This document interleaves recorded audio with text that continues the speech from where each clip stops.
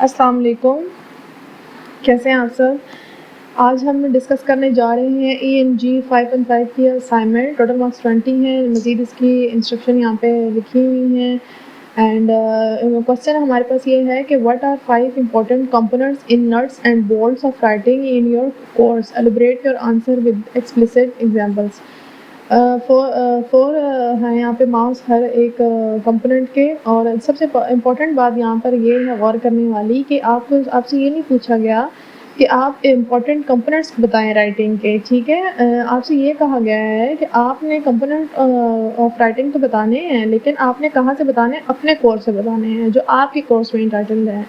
ورنہ تو جنرلی یہاں پہ بہت سے اس میں آپ ایڈ کر سکتے ہیں، لیکن آپ نے اسپیسیفکلی اپنے کورس سے ریلیٹڈ یہ بات بتانی ہے. نٹس اینڈ بولٹس کا مطلب کیا ہوتا ہے؟ نٹس اینڈ بولٹس کا مطلب یہ ہوتا ہے کہ وہ میکینکس، وہ ٹولس رائٹنگ کے جن کی وجہ سے رائٹنگ کلیئر لگتی ہے، اس میں ایبسرڈیٹی نہیں ہوتی، مبہم نہیں ہوتی، بلکہ وہ ایک رائٹنگ کو، ایک پیس آف رائٹنگ کو بہت کلیئر بناتی ہے. ٹھیک ہے جی، تو اسائنمنٹ کا سولوشن سٹارٹ کرتے ہیں. یہاں پر میں نے پیج ایسے جیسے کہ آپ دیکھ رہے ہیں ہائی لائٹڈ ہیں کہ پیج نمبر 188 سے 195 لکھا ہے. یہ میں نے اس لیے لکھا ہے یہاں پہ کہ آپ کے جو نوٹس ہیں اس سبجیکٹ کے ENG 5.5 کے، اس میں جو یہ پیجز ہیں ان کی ریڈنگ کریں. اس میں سے اپنا یہ اسائنمنٹ کا آپ کا سارا موجود ہے ریلیونٹ ڈیٹا، اس میں سے یہ اسائنمنٹ بنائی گئی ہے. تو آپ نے جنرل ڈیٹا سے نہیں بنانی ہے اسائنمنٹ، بلکہ اسپیسیفکلی اپنے ان کورس سے اسٹڈی کر کے بنانی ہے اپنے آئیڈیاز میں.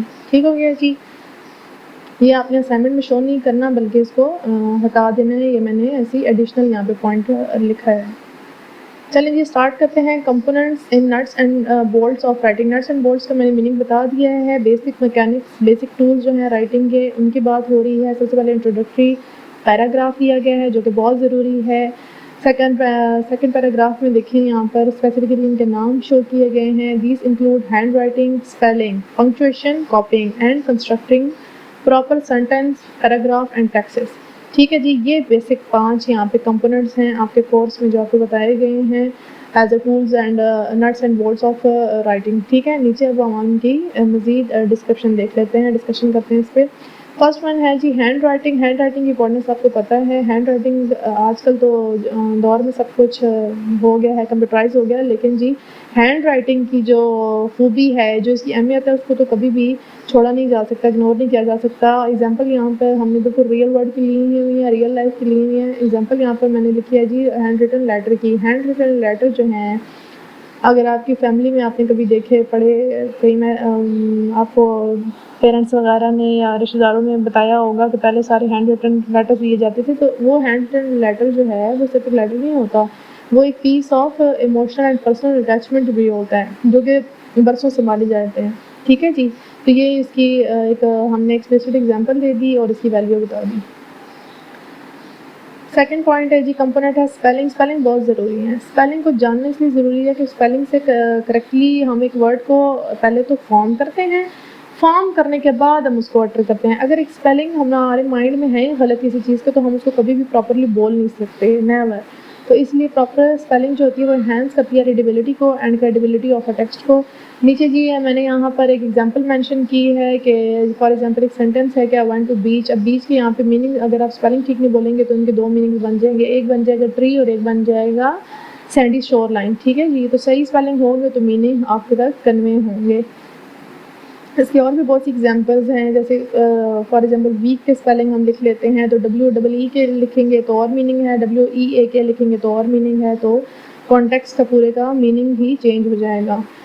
تھرڈ کمپوننٹ جو ہے، بیسک کمپوننٹ جو ہے اس کا، وہ ہے پنکچویشن. پنکچویشن کا بہت کروشل رول ہے، بہت اہمیت رول ہے کمیونیکیشن میں، کیونکہ جو پنکچویشن کے 8 9 10 جز ہیں ان کے بغیر کی جملے کے کوئی میننگ سمجھ نہیں آتی. جملہ مبہم ہو جاتا ہے، کلیئرٹی ختم ہو جاتی ہے، اس میں نہ ٹون کا پتہ چلتا ہے نہ ریڈیبلٹی آتی ہے. فار ایگزامپل یہاں پہ جملہ ہے ہمارے پاس لیٹس ایٹ گرینڈ ما. اگر یہاں پر ہم پاز نہ دیں، ہم یہاں پہ کوما نہ دیں، کوما نہیں دیں گے لکھنے میں تو بولنے میں پاز نہیں ہوگا.